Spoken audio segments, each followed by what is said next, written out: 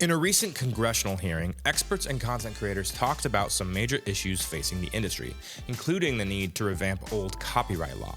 One in particular, 1998's Digital Millennium Copyright Act, or DMCA, took focus. Why were creators and experts talking on Capitol Hill? People gathered during a congressional hearing on the growth of content creators as small businesses. The hearing was officially titled Streaming Success: Small Businesses in the Age of Digital Influence. And while it would be just as appropriate to focus on how the modern digital age is affecting traditional small businesses, the primary focus was actually a bit different. Content creators are more than just entertainers, says Congressman Roger Williams, chairman of the House Committee on Small Business, at the outset of the hearing.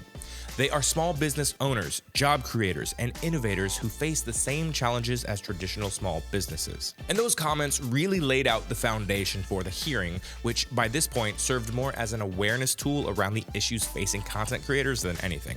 One of the creators testifying, Nick Luciano, even worked for the Department of Defense for 3 years before moving into content full-time. Luciano testified that he wants to change traditional industry perceptions around content creators, especially those who primarily focus on social media. Here's the challenge. When many people hear the word influencer, they picture kids making silly videos for clicks, Luciano says. That's the stigma I want to break. Behind the scenes, many of us are educated, disciplined, and purpose-driven. We are running teams, managing payroll, filing taxes, and partnering with brands and small businesses. We are contributing to the economy just like any other entrepreneur. How the DMCA has allowed bad actors to weaponize copyright law. The Digital Millennium Copyright Act remains the cornerstone copyright law for digital content in the United States.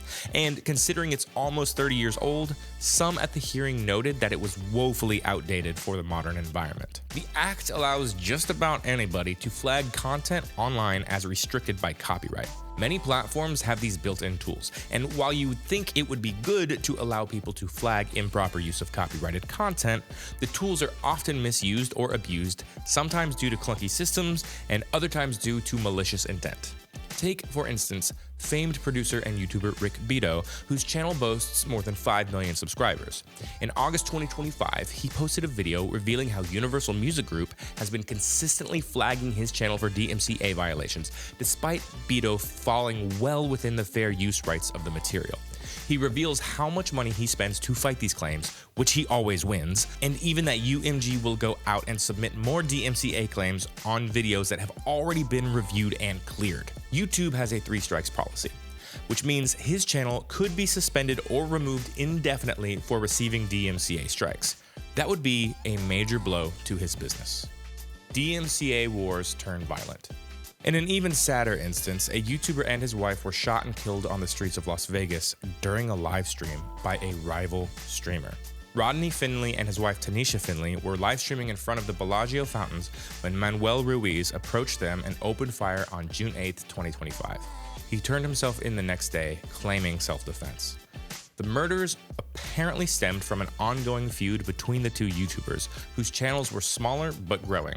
Beginning in 2023, Finley and Ruiz each took turns mocking and criticizing each other on their various live streams and Las Vegas-themed content.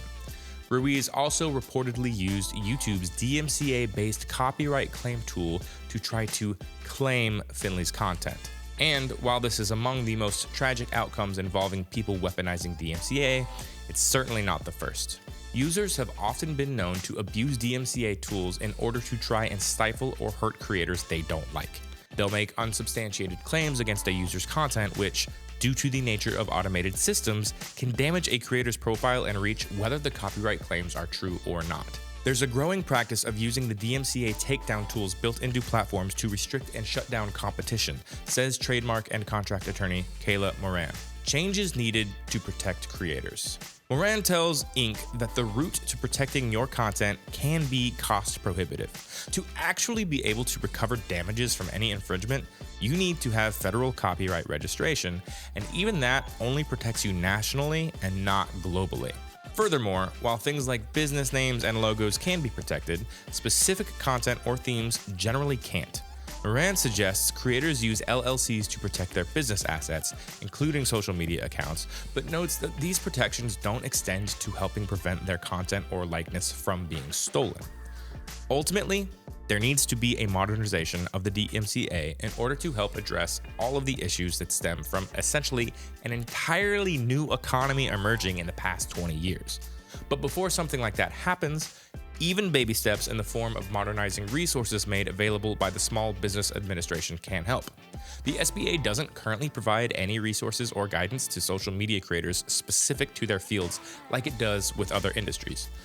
And then there's that whole other can of worms: artificial intelligence and protecting likeness, which we have discussed in the past.